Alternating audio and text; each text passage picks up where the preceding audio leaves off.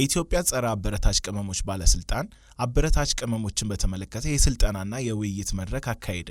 አበረታች ቅመሞችን በተመለከተ በስፖርቱ ዘርፍ ስለሚያሳድረው ተጽዕኖ እንዲሁም ስለ ህጎቹና የሚመለከታቸው የዘርፉ አካላት መወጣት ስለሚገባቸው ሚና የኢትዮጵያ ጸረ አበረታች ቅመሞች ባለስልጣን ከኢትዮጵያ ስፖርት ጋዜጠኞች ጋር በመተባበር በአዳማ ከተማ የስልጠናና የውይይት መድረክ እያከናወነ ይገኛል። በውይይት መድረኩም የባለስልጣን መስሪያ ቤቱ ዋና ዳይሬክተር አቶ መኮንን ይደርሳል የውይይት መድረኩን የመክፈቻ ንግግር ያደረጉ ሲሆን አበረታች ቅመሞችን በተመለከተ ጋዜጠኞችና የሚዲያ አካላት በዘርፉ ትልቅ ስራ እየሰሩ መሆኑን በመጥቀስ ምስጋና አቅርበዋል።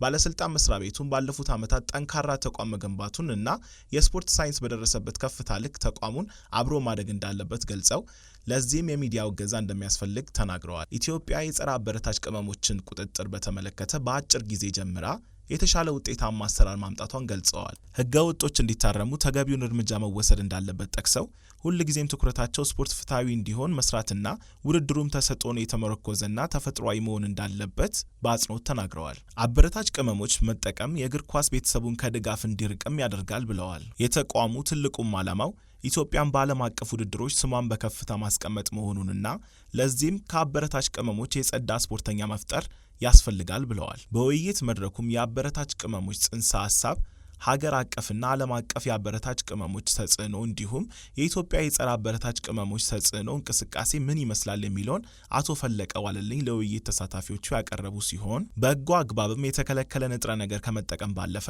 አልመረመርም ማለት አበረታች ቅመሞችን ይዞ መገኘት የምርመራ ሂደቱን ማደናቀፍ እንዲሁም ከቦታ ቦታ ማዘዋወር ተጠያቂ እንደሚያደርግ ተናግረዋል። ስፖርተኞች ጸረ አበረታች ቅመሞችን ለምን ይጠቀማሉ በሚለው ዙሪያ ዋነኛ ምክንያቶቹ የአቅም ደረጃችንን ከፍ ያደርጋል ብሎ በማሰብ ድካምን ለመቀነስ ከጉዳት ቶሎ ለማገገም በማሰብና ገንዘብና ዝና መፈለግ ዋነኛ ምክንያቶች መሆኑን ተናግረዋል። የጸረ አበረታች ቅመሞች ህግ በተለያዩ ስፖርቶች እንደ ኤሮፒያን አቆጣጠር በ1928 ጀምሮ ስራ ላይ የዋለ ቢሆንም ወጥነት አልነበረውም። ዓለም አቀፉ ተቋም በኤጀንሲ ደረጃ በ1999 የተቋቋመ ሲሆን ህጉም ለመጀመሪያ ጊዜ ወጥነት ኖሮት ስራ ላይ የዋለው በኮፐንሄገን 2003 ዓ.ም ላይ ነበረ። የስልጠናና የውይይት መድረኩም ከጋዜጠኞች በኩል የመወያያ ነጥቦች ቀርበውበት ውይይትም ተደርጓል።